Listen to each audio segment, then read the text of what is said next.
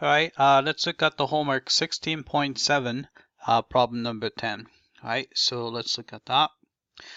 All right, so the temperature at the point is given to be this U of x comma y comma z, and the conductivity constant K is 7.5, and we want to find the rate of heat flow inward across the cylindrical surface. Y squared plus z squared is equal to 6. Right, so let's do that.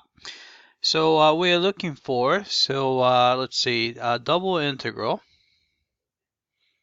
right, over this cylindrical surface. I'm going to call this guy S.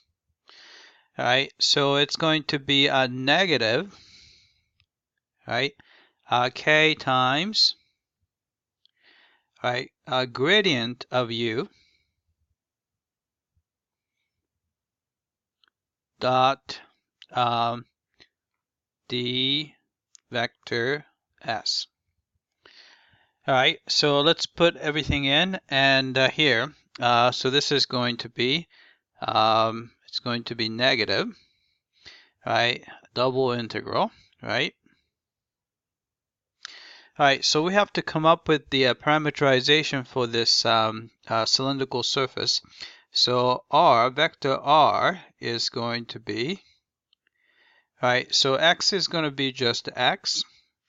Since we have y squared plus z squared is equal to 6, so I'm going to try, let's say 6, so radius is square root of 6. So square root of 6 cosine of theta for y, and the square root of 6 sine of theta for z. All right. Then let's find the cross product, partial of r with respect to x, cross product with partial of r with respect to theta.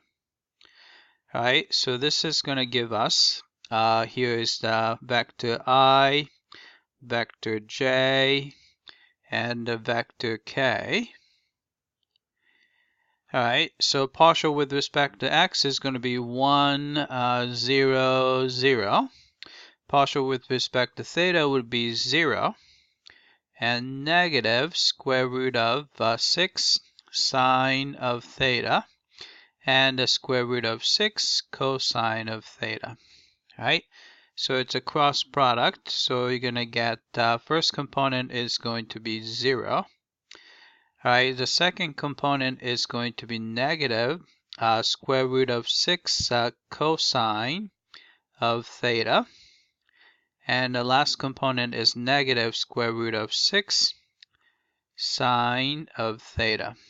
All right, so it looks like this is going to point inward of the cylinder. All right, so I'm going to use that. All right, so K is 7.5, so I'm going to put the 7.5. We can probably put it outside too. All right, then gradient of U. All right, gradient of U would be partial with respect to x is 0, and a partial with respect to y would be 10y, and a partial with respect to z would be 10z. All right. Then we just have to take the dot product with this cross product. So you have 0, comma, square root of 6, actually negative square root of 6, cosine of theta, comma, negative square root of 6, sine of theta. All right? Then we're going to do, let's see, with respect to, say, x, and with respect to theta.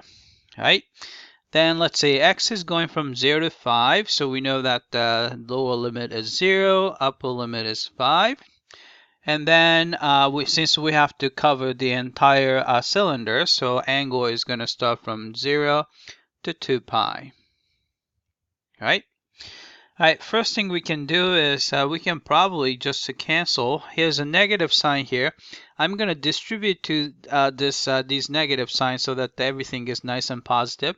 So this is going to be positive, and 0 is still 0. So this is going to be positive, and this is going to be positive.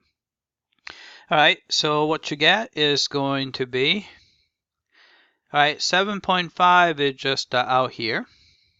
All right, so we have a double integral from 0 to 5 and 0 to 2 pi. All right, dot product 0 times 0 is 0. All right, so 10 times, actually, we have to stop plugging in. So y is negative square root of cosine of theta. So it's going to be, let's see, negative. So we're going to have negative 10 square root of 6 cosine of theta. All right, so that's this guy right here. And this is going to be negative 10. Oh, actually, sorry, I messed that up. This is going to be actually positive. Sorry, that's positive. That's positive. And 10 times z. Z is square root of 6 sine of theta. All right. So if you multiply those guys together, you're going to get the square root of 6 times square root of 6, 6 times 10, so it's a 60. And then you have a cosine squared of theta plus another 60 and great sine squared of theta, which is kind of nice. And then we're going to have to do dx d theta, right? And as you can notice that here, this guy right here is simply 60, right? Because if you pull out the 60, then you're left with cosine squared plus sine squared, which is equal to 1. So this is 60. So we can just pull 60 out. So we're going to get, let's see, so it's going to be 75 times 6, right? So 5 times 6 is 30. And 450, right? And then this is going to be actually separable. So we're going to have an integral from 0 to 2 pi. Then we have a d theta multiplied by integral from 0 to 5 with respect to x, right? So this is going to be equal to 450 times, this is going to be just a 2 pi minus 0 times 5. So it looks like this is going to be 4,500 pi. All right, so let's type it in. All right, so what we got is 4,500 pi. All right, submit for testing. All right, it came back and looks like we got this one correctly. All right, that's it. I hope that this was clear.